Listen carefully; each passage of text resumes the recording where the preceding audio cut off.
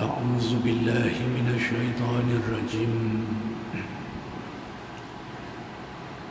بسم الله الرحمن الرحيم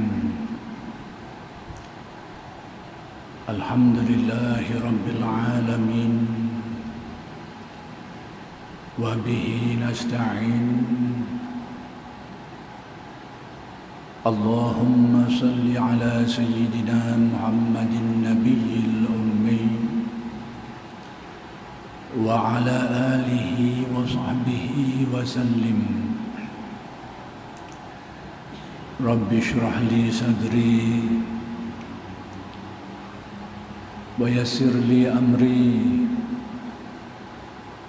واحلل عقدة من لساني يفقه قولي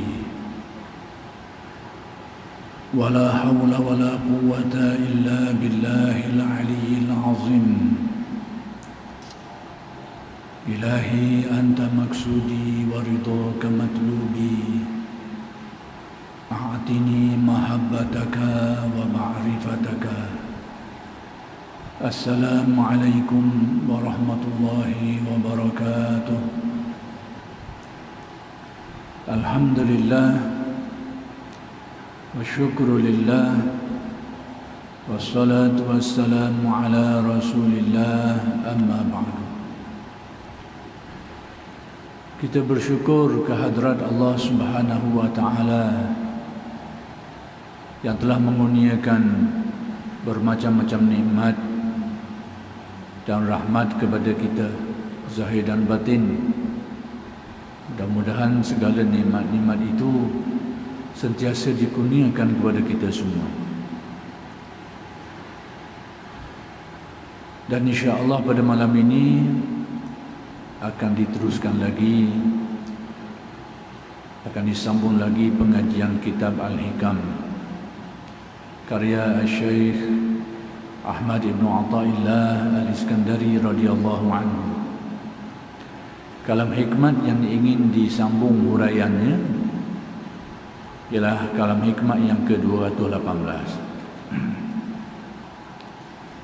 yaitu kata-kata Syekh Ibn Athaillah, ربما وردت عليك الأنوار فوجدت القلب محشوا بصور الآثار فارتحلت من حيث نزلت فرق قلبك من الأغيار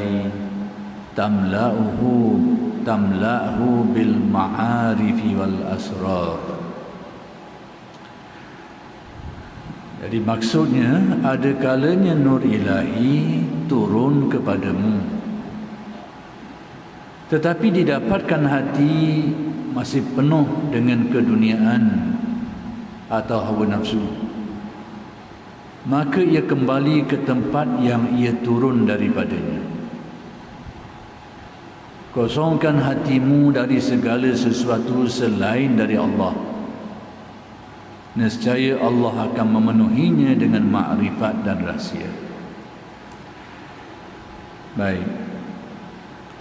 Secara umumnya, kalam hikmat ini ingin menjelaskan kepada kita suatu fenomena atau suatu perkara yang berkait dengan nur yang merupakan hidayat Allah. Sudah diterangkan pada kuliah yang lalu bahawa nur, istilah nur yang digunakan di dalam kitab-kitab tasawuf bukan bermakna cahaya seperti yang kita faham. Ia bermaksud hidayat Allah yang ditamsilkan, yang ditashbihkan, yang diumpamakan seperti cahaya dari segi fungsi dia itu.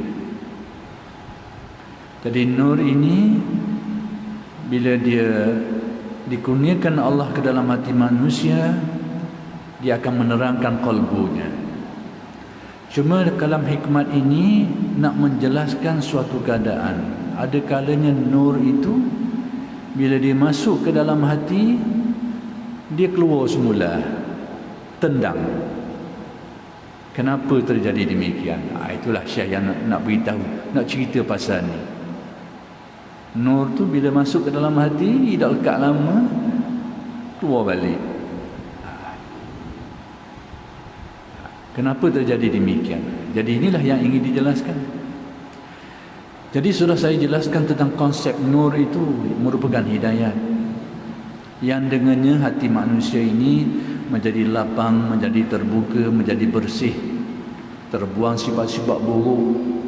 Lalu pandangan basirah, pandangan mata hati itu menjadi lebih tajam, lebih mendalam, lebih clear, lebih jelas, sehingga dapat memahami banyak perkara yang tak dapat difahami oleh ramai orang. Seperti cahaya jugalah. Kalau cahaya tu kelabu, kita nampak tak nampak lah. Nak kata tak nampak benda, tapi detail tak tahu. Cahaya tak cukup. Tapi bila nur hidayah ini ditambah oleh Allah, dikurnia oleh Allah, sehingga hati menjadi lebih terang, hak orang lain tak nampak, ia nampak dah sekarang. Cahaya malam ni nampaklah orang, tapi tak kenal siapa dia. Tapi bila cahaya tu semakin terang, dia cang siapa dia. Bukan, kalau terang lagi, bukan saja dia cang siapa dia, dia boleh kenal secara detail lagi. Warna kulitnya apa, pakai baju apa, detail lagi, bergantung kepada cahaya tu. Maka ini fungsi cahaya, menjadikan hati manusia dapat melihat secara lebih terang. Maka penglihatan mata hati itu dinamakan basirah. Basirah dapat melihat perkara-perkara yang panca indera zahir ini tak boleh nak tengok. Melihat mata hati ini dengan banyak makna. Dengan makna faham, dengan makna yakin, dengan makna hadir, dan macam-macam lagi. Semua makna-makna ni adalah menjelaskan makna yang dikatakan hati itu melihat, dapat memahami, dapat meyakini, dapat menanggapi.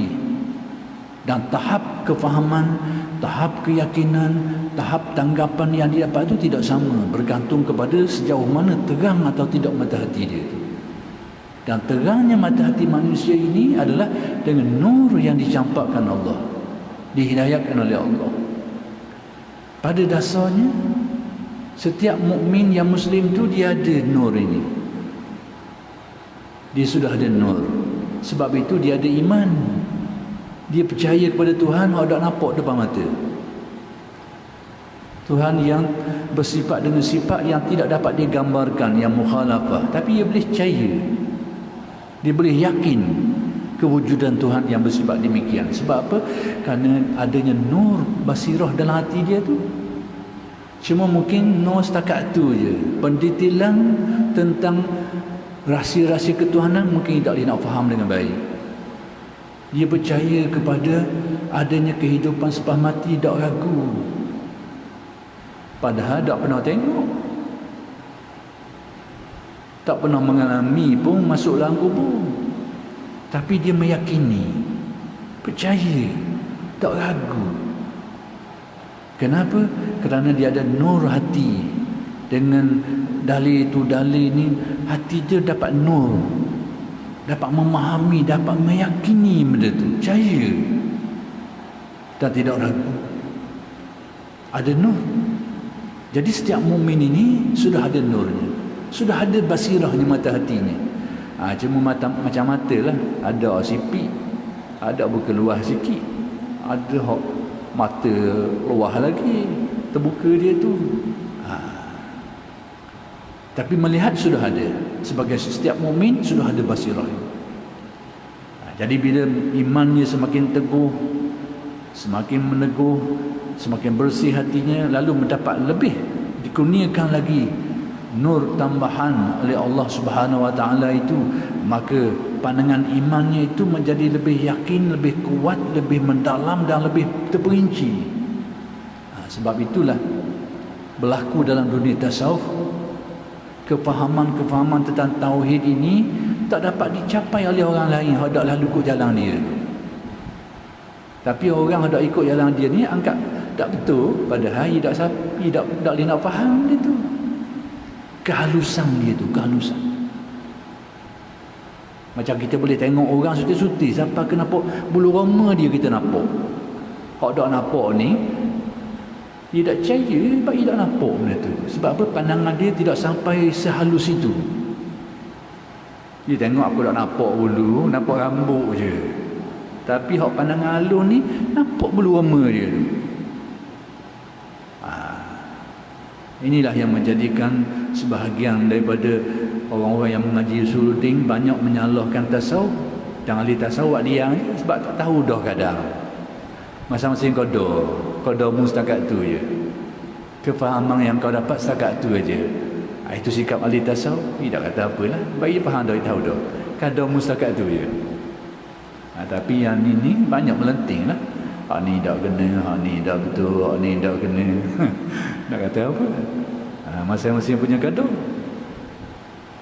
Sebab tu Imam Ghazali kata dalam Minhajul Abidin tu, dalam muqaddimah kitab tu, Imam Ghazali mendatangkan syair Arab yang dikemukakan oleh Al-Imam Ali Zainal Abidin. Dia bawa kalam-kalam syair Arab. Syair ini diungkapkan oleh Imam Ali Zainal Abidin. Siapa dia Imam Ali Zainal Abidin ni? Cici Nabi, anak Sayyidina Husain, satu-satunya anak lelaki yang terselamat dalam peristiwa Karbala kerana dia sakit pada waktu itu. Apa ungkapan dia? Fa ya rabbi jauharu ilmin law abuhu bihi laqila li anta mimman ya'budul wasana walastahalla rijalun muslimuna dami yarawna aqbaha ma ya'tunahu hasana. Wahai Tuhanku, dia mengadu, permata mutiara ilmu ni, permata jauharu ilmi ni, mata dia, permata mutiara dia ni. Lau abuhu bihi, kalau aku jelaskan, kalau aku zahirkan dia, aku khabar ke orang ramai lah. Laqila li anta mimman ya'budul wasana. Nescaya orang akan kata kat aku, mu ni penyembah berhala. Nak khabar dak, nak takat dia dah faham, sehingga anggapannya tu menyalahkan. Orang akan kata kat aku ni macam aku ni penyembah berhala, padahal dia tak faham maksud aku nak khabar tu. Tak faham. Kalau dia faham molek, taklah gitu. Tapi kan dia tak faham. Tak faham satu hal dah, berangi satu hal lagi, berangi. Berasa faham segala-galanya. Ini penyakit kita juga ni kadang-kadang. Tak faham satu hal, tapi berasa faham tu macam faham segala-galanya. Serba-serbi faham. Ini satu penyakit. Na'udzubillah. Mudah-mudahan Allah Ta'ala lindung kita daripada penyakit-penyakit hijab ilmu. Hijab ilmu ni kalau kena kita kau, orang lain serba bodoh lah. Orang lain serba jahil, kita serba alim, kita serba tahu. Ini kau kena penyakit ni. Ini penyakit para ulama. Na'udzubillah min zalik.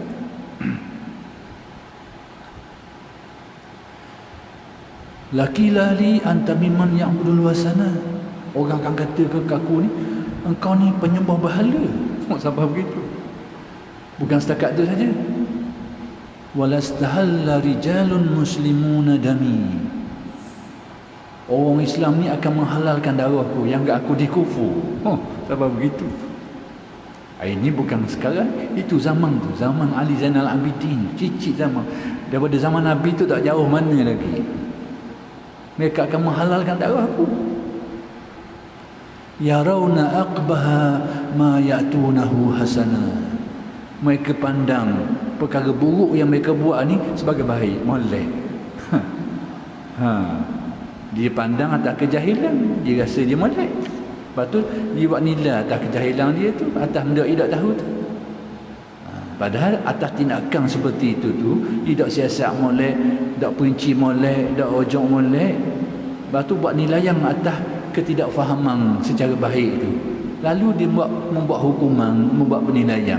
Tindakan tu tak molek. Itu bukan caranya. Orang pandai ni, dia akan pergi siasat, dia akan pergi teliti, dia akan pergi tanya apa kekuncinya, dia akan dapat istifham. Dia tanya dulu, dia perincikan dulu, dia detailkan dulu. Jelas dah begini-begini baru nak jatuh hukum. Ni dah.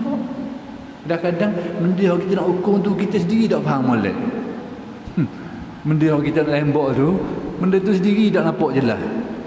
Hari ini berlaku. Jadi perbuatan tu, cara seperti itu bukan cara baik.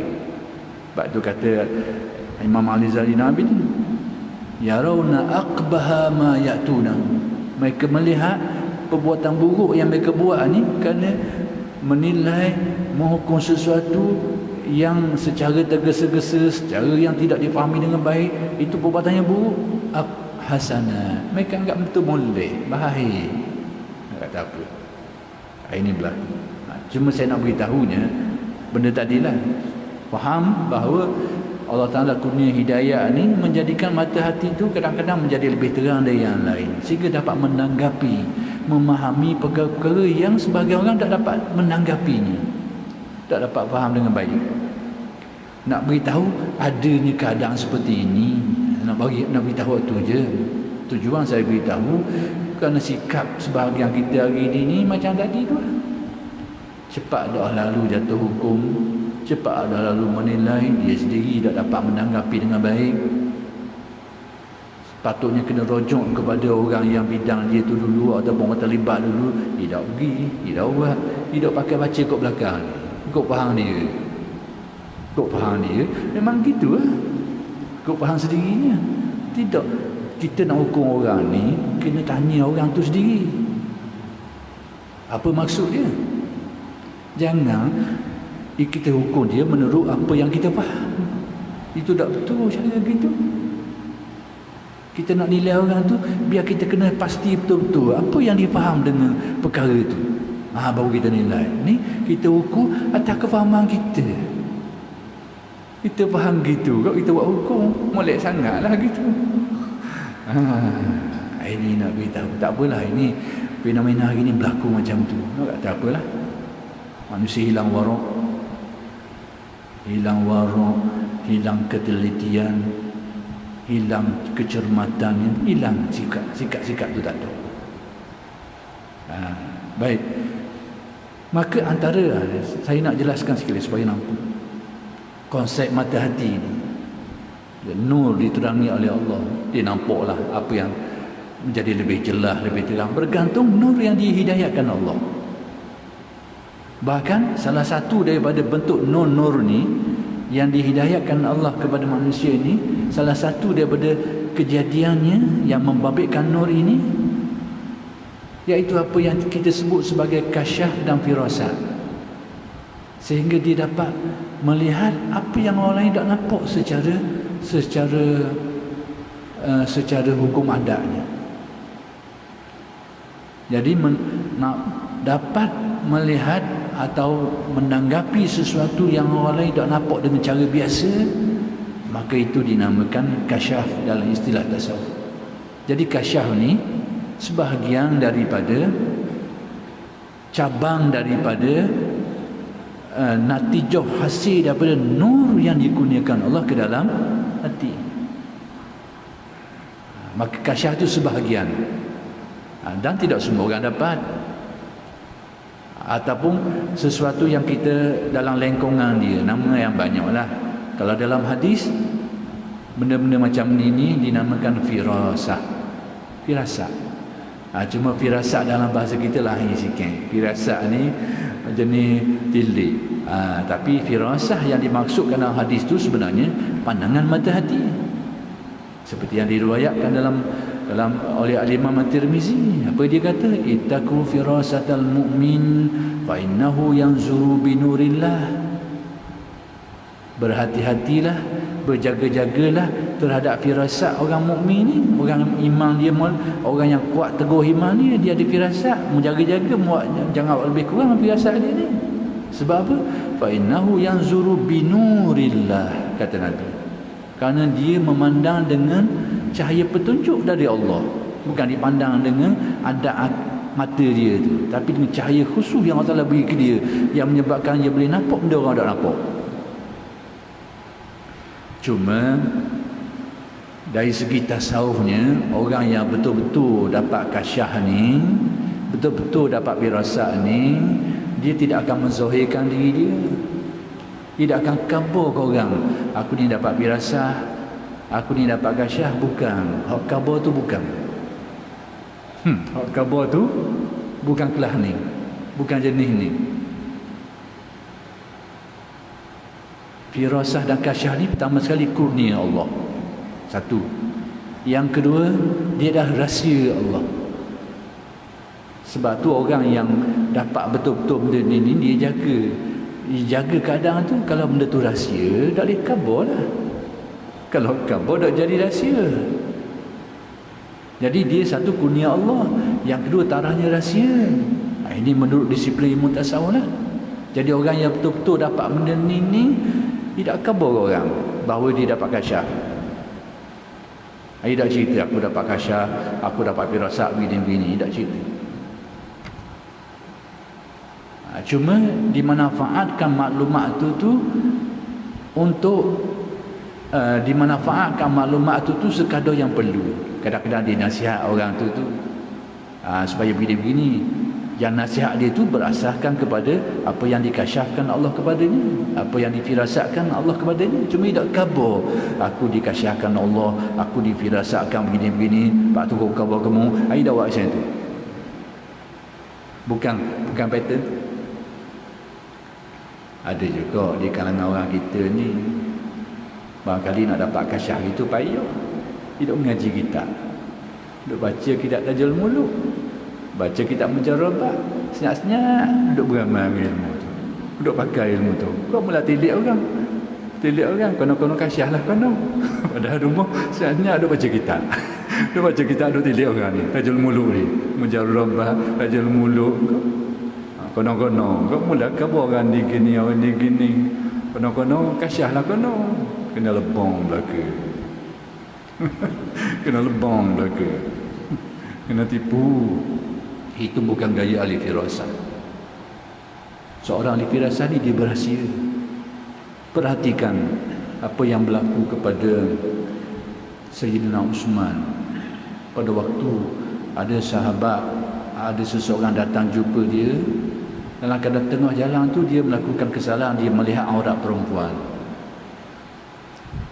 Sayyidina Uthman macam mana memanfaatkan apa yang Allah Ta'ala kasyafkan ataupun firasatkan ke dia ni, dengan cara dia tak diberitahu, tapi orang berkenaan dia faham. Orang berkenaan dia faham. Orang tak berkenaan tidak faham. Kata Sayyidina Uthman, datang seseorang menghadap jumpa aku, tidak khabar siapa dia, tidak khabar si A ke si B, tidak. Ada seorang mari jumpa aku. Orang mari jumpa dia bukan seorang, tidak khabar nama. Ada seseorang datang mari jumpa aku, tapi wa fi ainaihi asaruz zina, tapi pada mata dia tu ada kesan-kesan zina. Sehingga orang tadi tu dia perasan, orang berkenaan tu perasan. Sehingga dia tanya Sayyidina Uthman. Padahal Sayyidina Uthman tak tuju atas muka dia, tak tuju ke dia, tak khabar ke orang, tak khabar pula aku ni kasyaf, aku ni dikasyafkan Allah, aku difirasatkan, tak khabar. Tapi orang berkenaan faham. Dia pun tak rasa aib. Sayyidina Uthman tak mengaibkan orang di hadapan ramai. Orang lain tak tahu. Ini adab-adab. Dan inilah ahli yang benar dalam bab ni. Orang yang betul dalam bab ni. Tapi orang berkenaan dia faham. Sehingga dia tanya Sayyidina Uthman, apakah masih ada wahyu selepas kenabian? Sebab zaman tu zaman Khalifah Sayyidina Uthman, Nabi sudah wafat. Jadi orang ni tanya, apakah ada wahyu lagi ke selepas kenabian ni? Sudah wafat, Nabi wafat ni, ada lagi kau orang terima wahyu? Sayyidina Uthman kata tidak. Tapi ru'ya sadiqah, pandangan mata hati yang benar, dan itulah firasat. Nak beritahu. Jadi ini sebahagian daripada nur, nak beritahunya. Yang dengannya mata hati manusia itu dapat melihat, dan menurut kadar lah. Sama ada dalam banyak perkara. Kalau melibatkan iman, kalau dia dapat nur, dia jadi mukmin. Kalau mendalam lagi, dia jadi muhsin. Jadi muhsin. Maka kefahaman tentang hakikat-hakikat tauhid itu kadang-kadang lebih mendalam daripada orang yang dah sampai ke situ. Dan ada kemungkinan huraian-huraian dia mengenai tauhid itu mungkin tak dapat ditanggapi oleh orang ramai. Dan orang ramai ni kalau dia tahu keadaan tu dia membenarkanlah. Tapi kalau dia tak ada panduan, tak ada adab lagi, cepatlah dia akan menyalahkan. Ini yang berlaku. Habis bahagian nur. Apa saya jauh sikit bawa konsep nur tu. Baik, sekarang nur ni bila masuk ke dalam hati, apa hati? Qalbu. Qalbu. Qalbu ni kalau kita terjemah dia hati sanubari. Hati sanubari ni iaitu seketul daging yang duduk dalam rongga dada sebelah kiri kita ni. Hari kita panggil jantung. Hari ni kita panggil jantung. Yang fungsinya mengempam darah ke seluruh badan manusia. Itu qalbu. Sebab tu dalam perkataan Arab disebut al-qalbu as-sanubari. Hati yang rupanya seperti buah sanubar.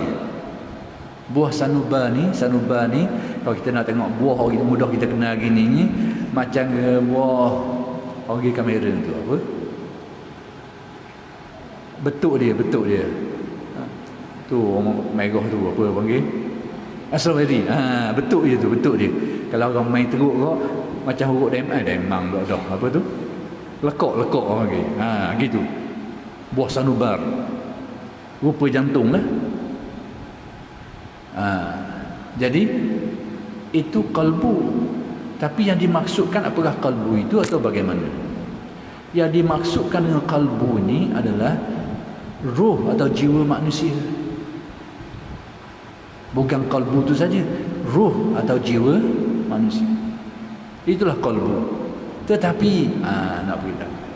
Tetapi ruh manusia ni, jiwa manusia ni bila berhubungan dengan jasad manusia ni, maka jasad manusia akan jadi hidup. Akan jadi hidup. Bila keluar roh tu, mati.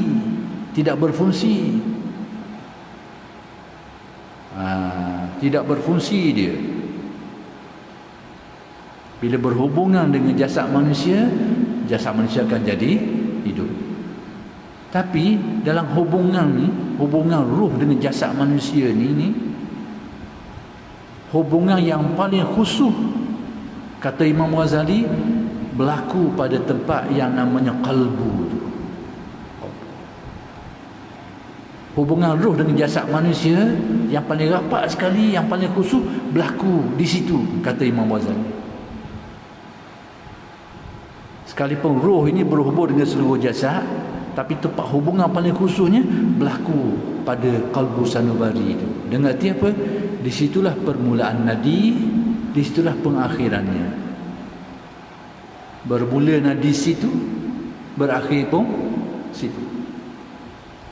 Sebab itu ukuran sebenar kematian bila bahagian tu mati, jantung tu mati. Itu ukuran sebenar mati. Dalam ilmu perubatan, nanti hospital tu siap dia tanya tu dah. Dia tanya doktor yang masih dulu. Dalam ilmu perubatan moden, setengah tu mengambil kira mati otak. Mati otak, brain death tu. Mati otak dianggap mati, tapi sebenarnya bukan mati yang mutlak. Mati yang sebenarnya bila sini mati ni, jatuh stop. Tu memang mati sungguh. Mati sini tak lagi. Banyak kes berlaku. Orang yang sudah dikira oleh pakar perubatan sebagai mati otak, tidak berfungsi lagi, cuma hanya bergantung kepada pernafasan sokongan. Sebab hak lain otak dah mati dah, tapi jantung dah mati lagi, dah habis lagi. Pernafasan sokongan membantu. Dia anggap di doktor, dia anggap macam mati lah. Berlaku banyak kes orang semacam ni, mulai-mulai ada skor mega lepas ada tu. Mulai-mulai ada. Berlaku. Dan banyak contoh, dan saya sendiri pun pernah menemui orang-orang yang seperti itu. Tak apalah, itu mungkin perubatan doktor ni mungkin ada sudut pandang dia sendirilah. Tapi pada pandangan kita dari sudut keagamanya, nadi mula sini, akhir pun situ. Baik, jadi maksud qalbu di sini adalah roh, jiwa manusia. Jadi jiwa roh manusia ini yang berhubungan dengan jasad manusia ini, secara khususnya dengan hati sanubari ini. Sebab tu Nabi bila menjelaskan tentang hakikat takwa, hakikat sebenar takwa itu sebenarnya sifat bagi roh. Tapi Nabi tunjuk mana? Nabi tunjuk sini. Di sinilah ulama tasawuf memahami bahawa roh manusia ni dia ada hubungan yang sangat rapat dengan qalbu ni, jantung sanubari ni, qalbu sanubari ni. Sebab hakikat takwa sebenarnya jiwa manusia, iaitu kalau kita nak tengok khusyuk, jangan tengok khusyuk badan saja. Tak tentu dia khusyuk badan, hati dia khusyuk juga. Khusyuk yang sebenarnya tu bila hati dia tu khusyuk. Takwa pun seperti juga. Takwa ni, takwa sebenarnya jangan tengok perilaku zahir dia. Ada kemungkinan dia berlakon, ada kemungkinan dia tengah berlatih dan sebagainya. Dari segi zahir. Tapi moleklah. Tapi takwa sebenarnya sejauh mana hati dia tercorok dengan corak tu. Itu takwa sebenarnya. Jadi takwa sebenar tu corok bagi hati manusia, kalbu dia. Jadi bila Nabi nak menjelaskan tentang hakikat takwa, iaitu takwa sebenarnya, iaitu corok bagi jiwa manusia ni, baik buruk atas corok jiwa. Kalau mulut mungkin tangan dak buat uduh orang, mulut dak uduh orang, tapi hati perut tu duduk menyepoh sama orang. Hati perut tu. Jadi zahir tu nampak macam bertakwa lah. Pakai piyah, pakai serban gini-gini depan orang, belakang ia libah kau. Ataupun dalam hati perut tu depan orang macam-macam, balik rumah dia lepas rumah dia. Nak khabar sajalah. Nak khabarnya bahawa hakikat takwa tu jiwa. Jadi jiwa yang tidak tercorok dengan takwa semacam itu, mungkin zahirnya boleh, mungkin kerana malu ke orang, mungkin kerana sebab itu sebab ini, maka terkawalah zahirnya, nampaklah takwanya itu. Tapi hakikat batin tak ada tu lagi. Maka Nabi nak beritahu hakikat takwa sebenarnya bila batin tu bercorok seperti corok zahir yang diperlihatkan. Itu takwa yang sebenar. Kalau zahir dia ni beramal soleh, batin dia memang ikut sekali dengan badan dia tu beramal soleh. Kalau badan dia bersujud, hatinya tu ikut sekali bersujud. Itu takwa. Kalau badan dia ni melakukan amal-amal yang baik, maka dilakukan dengan sepenuh keikhlasan, hati dia yang menyuruh dia buat begitu. Itu takwa. Jadi Nabi bila nak khabar tentang hakikat takwa ni, Nabi tunjuk sini secara fiziknya. At-taqwa hahuna, kata Nabi. At-taqwa hahuna, at-taqwa hahuna. 3 kali Nabi tunjuk ujung jari dia sini. Maka di sini ulama tasawuf mengambil kefahaman bahawa hakikat takwa yang merupakan corok bagi jiwa manusia itu, yang merupakan ehwal bagi hati manusia itu, ada hubungan yang sangat rapat dengan jasad yang namanya qalbu sanubari. Ada hubungan yang sangat rapat. Baik. Jadi apa yang ada pada hati manusia? Jiwa manusia ni macam-macam, bergantung kepada tahap kesucian dia. Ini Syekh dia nak khabar nur ni. Maka hati manusia ni yang abstrak sifatnya tu, dia umpamakan macam bekah. Macam bekah, macam payang lah, senang. Dia umpamakan yang ni hati manusia ni yang penuh isi dia tu. Hati kita ni isinya banyak, bergantung kepada orang. Sama ada disipang isi dalam diri dia ataupun dia buang. Tengok sejauh mana kesucian dan kebersihan hati dia lah. Ingatan kita ni macam-macam ingatan ada belaka. Kemahuan kita pula macam-macam kemahuan ada. Itu isi bagi kalbu kita. Ingatan kita, kemahuan kita, keberahian kita, nafsu keinginan kita, itu isi dia. Isi bagi jiwa manusia. Maka roh jiwa yang kotor ni banyaklah keinginan-keinginan nafsu yang buruk dalam diri dia tu, yang mengisi jiwa dia tu. Keinginan-keinginan nafsu yang buruk-buruk banyak dalam tu. Ingatan-ingatan yang buruk tu, kemahuan-kemahuan, niat-niat yang buruk banyak dalam hati dia tu. Itu orang yang hatinya kelam macam kita ni lah. Hati yang bersih, yang kurang benda tu. Kemahuan nafsu yang buruk tu nipis tak banyak.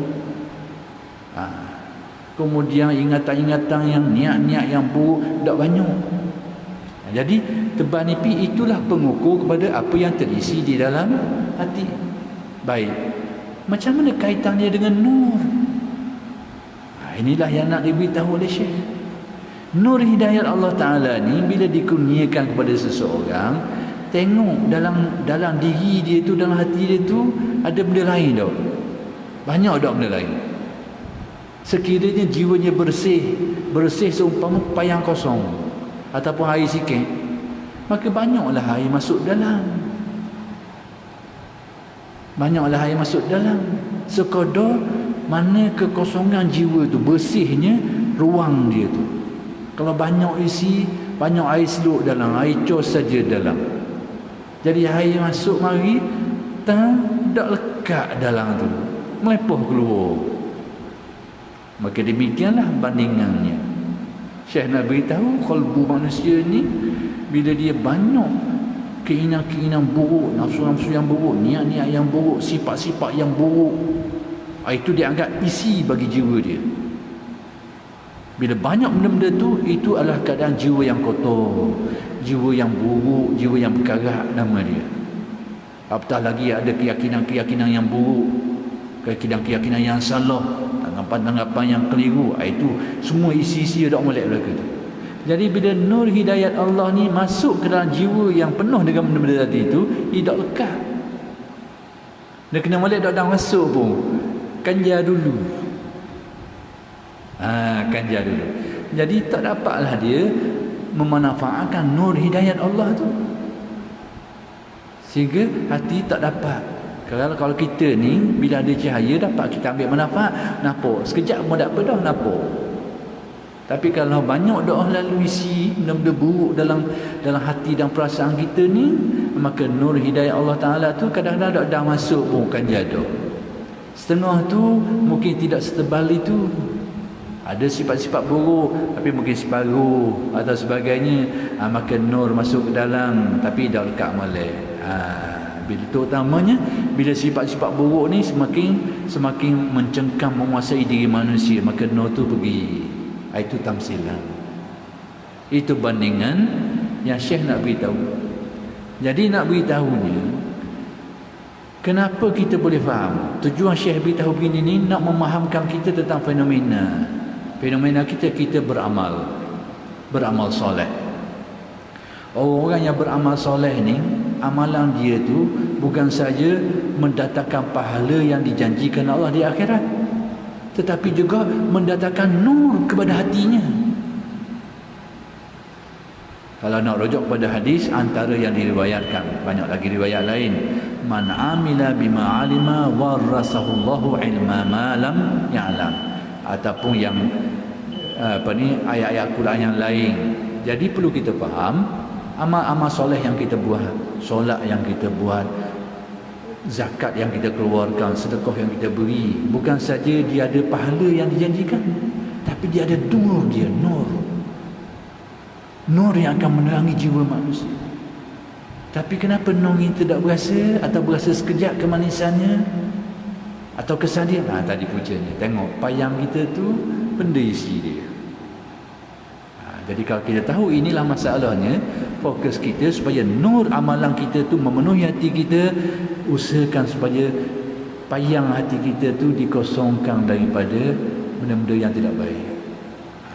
Jadi perinciannya insya-Allah akan dihuraikan pada kuliah-kuliah yang akan datang. Aqulu qawli hadza wa astaghfirullahal azim li wa lakum. Assalamualaikum warahmatullahi wabarakatuh.